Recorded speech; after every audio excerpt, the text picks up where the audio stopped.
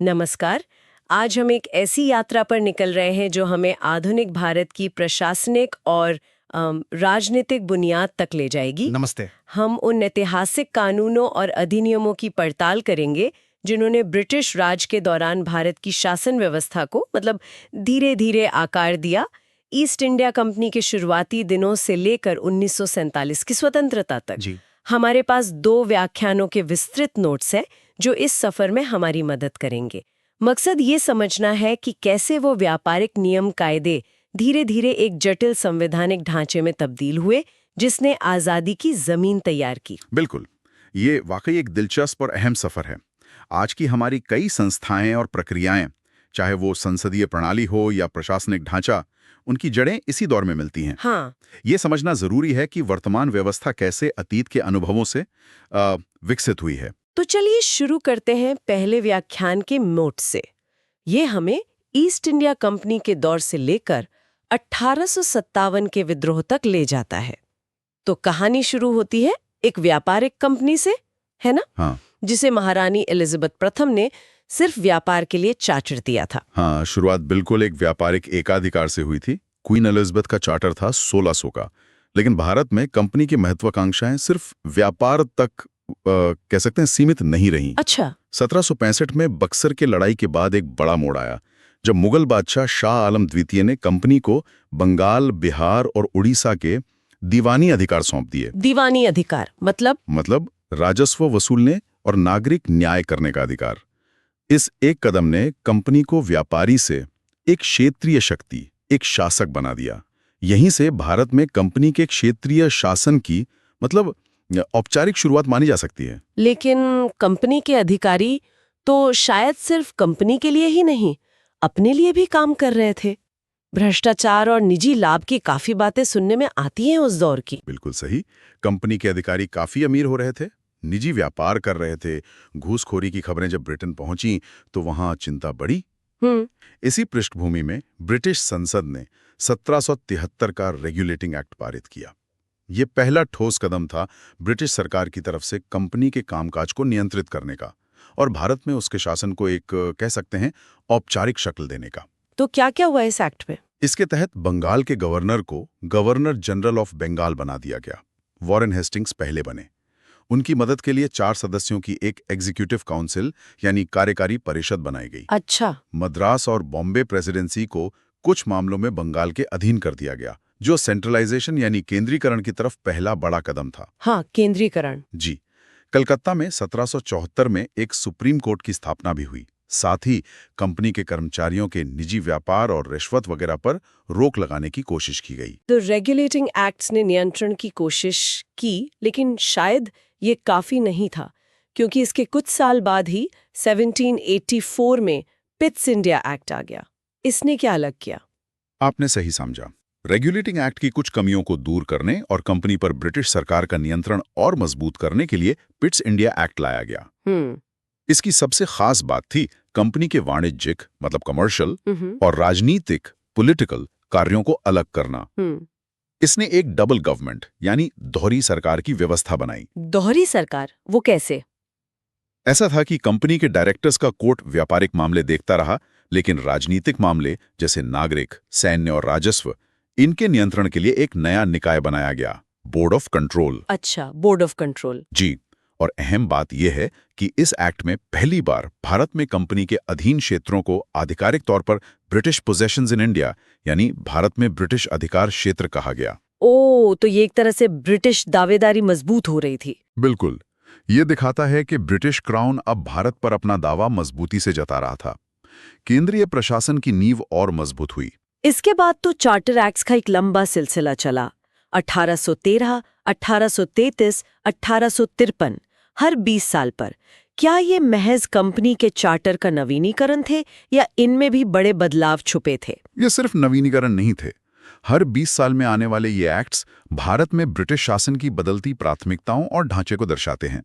देखिए, 1813 का charter act इसलिए अहम है क्योंकि इसने भारत में कंपनी के व्यापारिक एकाधिकार को लगभग खत्म कर दिया। लगभग? हाँ, सिर्फ चाय और चीन के साथ व्यापार पर एकाधिकार बना रहा।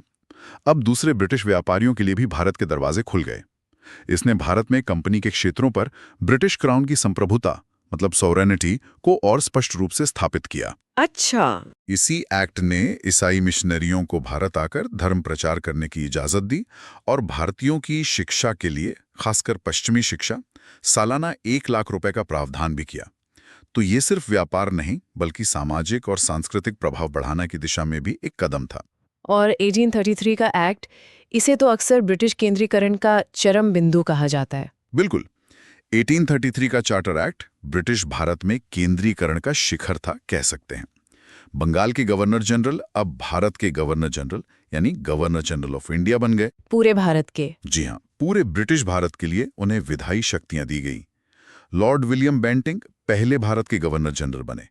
मद्रास और बॉम्बे के गवर्नरों की कानून बनाने की शक्ति लगभग छीन ली गई। ओह। इस एक्ट ने ईस्ट इंडिया कंपनी की सारी व्यापारिक गतिविधियां समाप्त कर दी और वो पूरी तरह से एक प्रशासनिक निकाय मतलब एडमिनिस्ट्रेटिव बॉडी बन गई। सिर्फ प्रशासन? हाँ, सिर्फ प्रशासन। एक और महत्वपूर्ण प्रयास था सिविल सेवाओं में चयन के लिए खुली प्रतियोगिता शुरू करने का, जिसमें भारतीयों को भी शामिल करने की बात थी। हालांकि कोर्ट ऑफ डायरेक्टर्स के विरोध के कारण ये प्रावधान पूरी तरह लागू नहीं हो पाया उस वक्त। फिर इस कड़ी का आखिरी एक्ट आया 1853 में।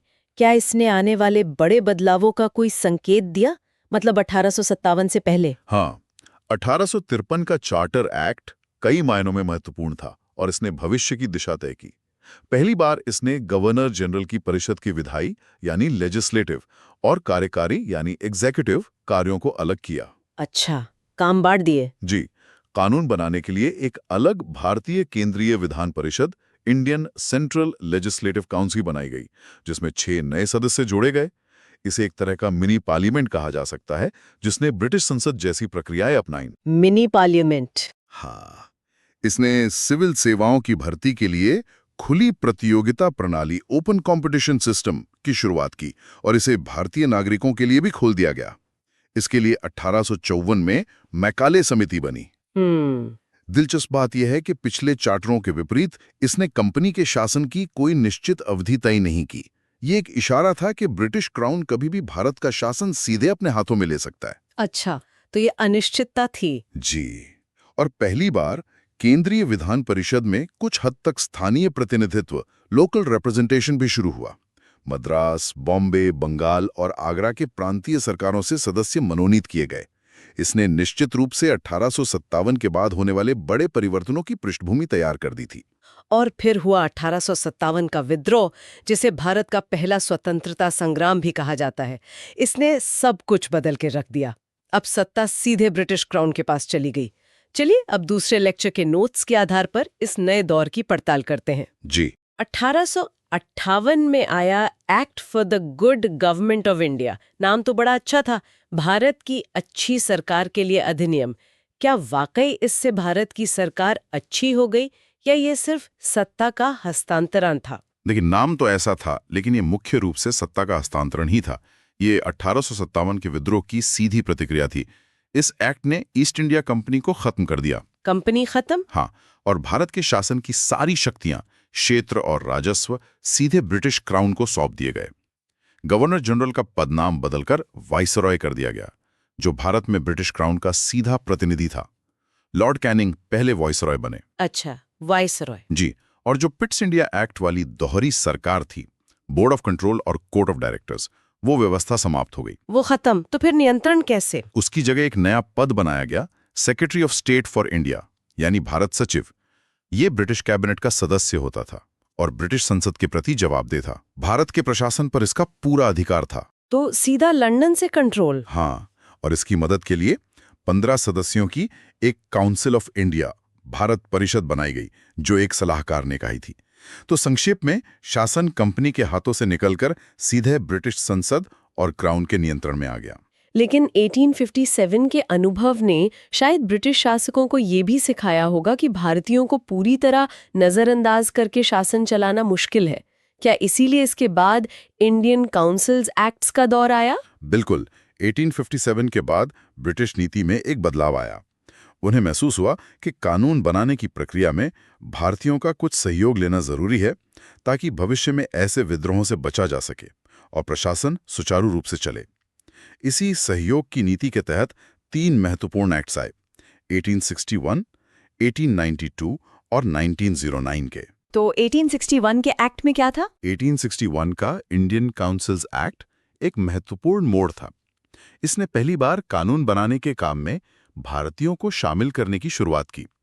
वॉइसरॉय कुछ प्रभावशाली भारतीयों को अपनी विस्तारित विधान परिषद में गैर सरकारी सदस्यों, मतलब नॉन ऑफिशियल मेंबर्स के रूप में नामांकित कर सकते थे। जैसे 1862 में लॉर्ड कैनिंग ने बनारस के राजा, पटियाला के महाराजा और सर दिनकर राव को नामांकित किया था।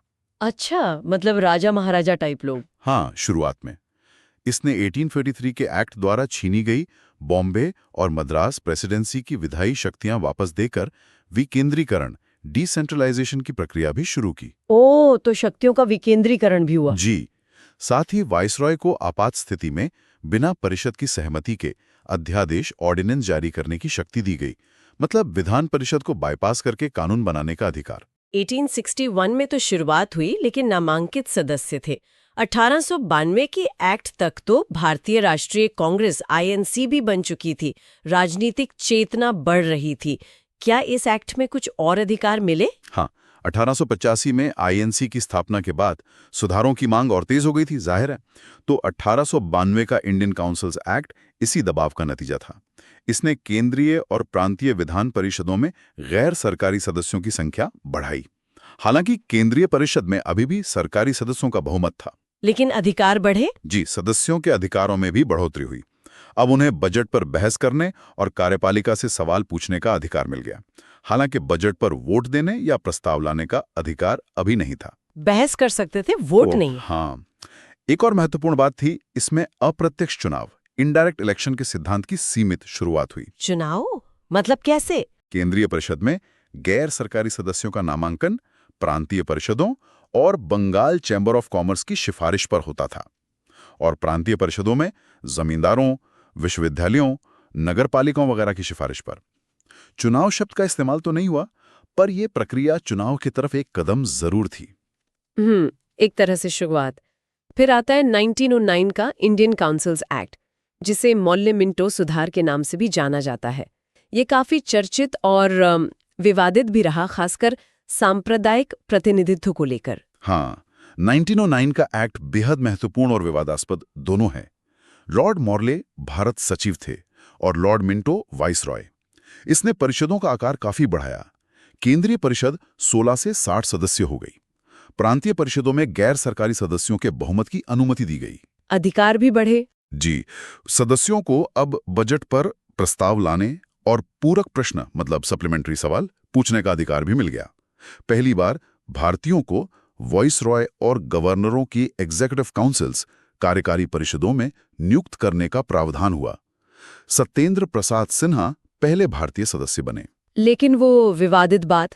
हाँ, वो सबसे दूरगामी और विभाजनकारी पहलू था। मुसलमानों के लिए पृथक निर्वाचक मंडल, सेपरेट इलेक्टोरेट्स की शुरुआत। इसका क्या मतलब था? इसका मतलब था कि मुस्लिम सीटों के लिए केवल मुस्लिम मतदाता ही वोट डाल सकते थे। इस कदम ने भारतीय राजनीति में सांप्रदायिकता को, कह सकते हैं, संस्थागत रूप दिया। इसे अक्सर फूट डालो और राज करो की नीति का हिस्सा माना जाता है, जिसके परिणाम आगे चलकर विभाजन के रूप में सामने आए। इसके 10 साल बाद 1919 में मॉन्टेग्यू चेम्सफोर्ड सुधार या भारत सरकार अधिनियम आया। इसमें उत्तरदायी सरकार की दिशा में क्या प्रगति हुई? ये डायरकी या द्वैध शासन क्या था, और बाइकैमरलिज्म यानी द्विसदनीय व्यवस्था? जी, 1919 का एक्ट अगस्त 1917 की मॉन्टेग्यू घोषणा के बाद आया था, जिसमें पहली बार ब्रिटिश सरकार का लक्ष्य भारत में क्रमिक रूप से उत्तरदायी सरकार, रिस्पॉन्सिबल गवर्नमेंट, स्थापित करना बताया गया था। अच्छा, पहली बार ये शब्द इस्तेमाल हुआ। हाँ, इस एक्ट के मुख्य बिंदु थे, केंद्रीय और प्रांतीय विषयों को अलग किया गया, जिससे प्रांतों को ज्यादा स्वायत्ता मिली। प्रांतों में द्वैध शासन, डायरकी, लागू किया गया। ये द्वैध शासन क्या बला थी? इसमें प्रांतीय विषयों को 2 भागों में बांटा गया, आरक्षित रिजर्व्ड और हस्तांतरित ट्रांसफर्ड। आरक्षित विषय जैसे वित्त, पुलिस, वो गवर्नर अपनी कार्यकारी परिषद के साथ देखता था, जो विधान परिषद के प्रति उत्तरदायी नहीं थी। अच्छा। जबकि हस्तांतरित विषय जैसे शिक्षा, स्वास्थ्य, वो गवर्नर भारतीय मंत्रियों की सलाह से देखता था, जो विधान परिषद के प्रति उत्तरदायी थे। ये व्यवस्था बहुत सफल नहीं रही, काफी कंफ्यूजन रहा इसमें। और केंद्र में? केंद्र में पहली बार द्विसदनीय व्यवस्था, बाइकैमरलिज्म लागू की गई। एक राज्य परिषद, काउंसिल ऑफ स्टेट यानी उच्च सदन, और एक विधानसभा, लेजिस्लेटिव असेंबली यानी निम्न सदन। जैसे आज है लोकसभा, राज्यसभा। कुछ वैसा ही ढांचा। प्रत्यक्ष चुनाव, डायरेक्ट इलेक्शंस की शुरुआत हुई, लेकिन मताधिकार बहुत सीमित था, संपत्ति, टैक्स या शिक्षा के आधार पर। मतलब आम आदमी अभी भी बाहर था काफी हद तक। वायसरॉय की कार्यकारी परिषद में 6 में से 3 सदस्यों का भारतीय होना अनिवार्य किया गया, कमांडर इन चीफ को छोड़कर। और वो जो पृथक निर्वाचक मंडल था, हाँ, उसका विस्तार सिखों, भारतीय ईसाइयों, एंग्लो इंडियंस और यूरोपीय लोगों तक कर दिया गया। मतलब सांप्रदायिक प्रतिनिधित्व और बढ़ा। लंदन में भारत के लिए एक हाई कमिश्नर का ऑफिस बना। एक लोक सेवा आयोग, पीएससी की स्थापना का प्रावधान किया गया, जो 1926 में बना। और इसी एक्ट में कहा गया था कि 10 साल बाद इसकी समीक्षा के लिए एक आयोग बनेगा। और वही आयोग बना साइमन कमीशन, जिसका जोरदार विरोध हुआ। Simon go back. बिल्कुल। 1927 में ही, मतलब समय से पहले, सर जॉन साइमन की अध्यक्षता में आयोग बना दिया गया। इसमें कोई भारतीय सदस्य नहीं था, इसीलिए इसका राष्ट्रव्यापी बहिष्कार हुआ। फिर गोलमेज सम्मेलन हुए जी। कमीशन की रिपोर्ट पर विचार के लिए लंदन में 3 गोलमेज सम्मेलन हुए। इन्हीं चर्चाओं और बाद की समिति की सिफारिशों के आधार पर 1935 का एक्ट बना। इसी बीच 1932 में ब्रिटिश प्रधानमंत्री रैमजे मैकडोनाल्ड ने सांप्रदायिक पंचाट, कम्युनल अवार्ड की घोषणा की। इसमें क्या था? इसने दलित वर्गों, डिप्रेस क्लासेस के लिए भी पृथक निर्वाचक मंडल का प्रावधान कर दिया।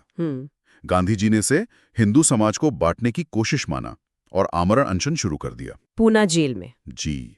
अंत में डॉक्टर बी.आर. अम्बेडकर और गांधी जी के अनुयायियों के बीच पूना पैक्ट हुआ, जिसके तहत दलित वर्गों के लिए पृथक निर्वाचक मंडल की बजाय सामान्य हिंदू निर्वाचन क्षेत्रों में ही सीटें आरक्षित, रिजर्व सीट्स कर दी गईं। अच्छा, समझौता हुआ। हाँ। और फिर आया वो विशाल दस्तावेज, भारत सरकार अधिनियम 1935।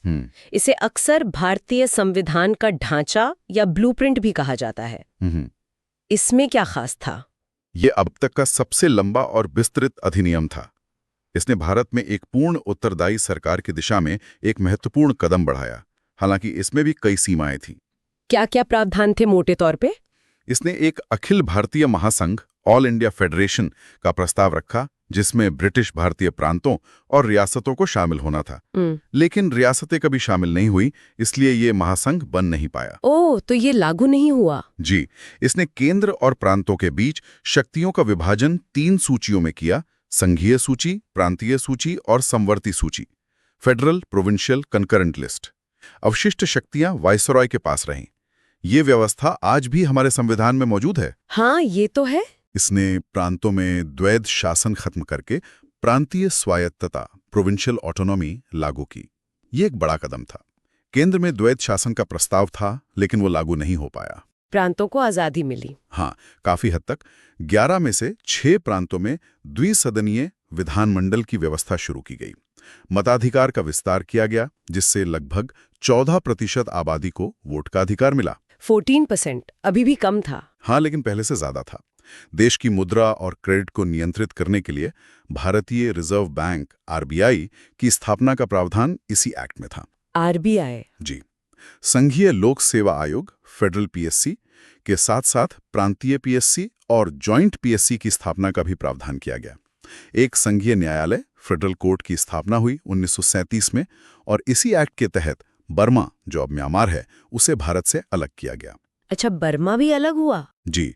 इसके कई प्रावधान, जैसे संघीय ढांचा, प्रांतीय स्वायत्तता, लोक सेवा आयोग, आपातकालीन शक्तियां वगैरह, सीधे तौर पर स्वतंत्र भारत के संविधान में शामिल किए गए या उन्हें प्रभावित किया।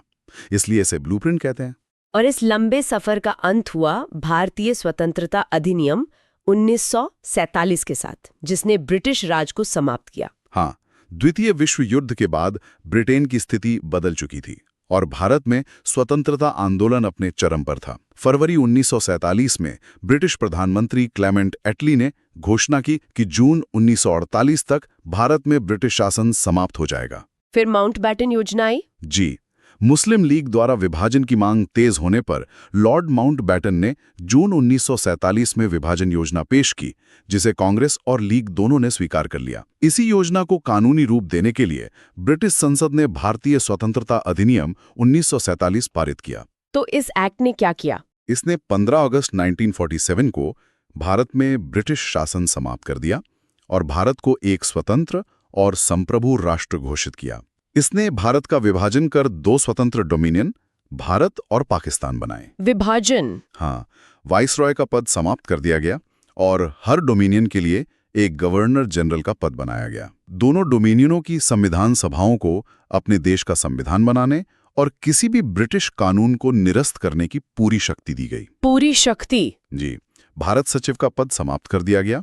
भारतीय रियासतों पर ब्रिटिश सर्वोच्चता, पैरामाउंसी, समाप्त हो गई और उन्हें भारत या पाकिस्तान में शामिल होने या स्वतंत्र रहने का विकल्प दिया गया। रियासतों के लिए विकल्प? हाँ, और जब तक नया संविधान नहीं बन जाता तब तक दोनों डोमिनियनों को 1935 के एक्ट के तहत ही शासन चलाना था, जरूरी संशोधनों के साथ। तो ये थी रेगुलेटिंग एक्ट से लेकर स्वतंत्रता अधिनियम तक की कहानी।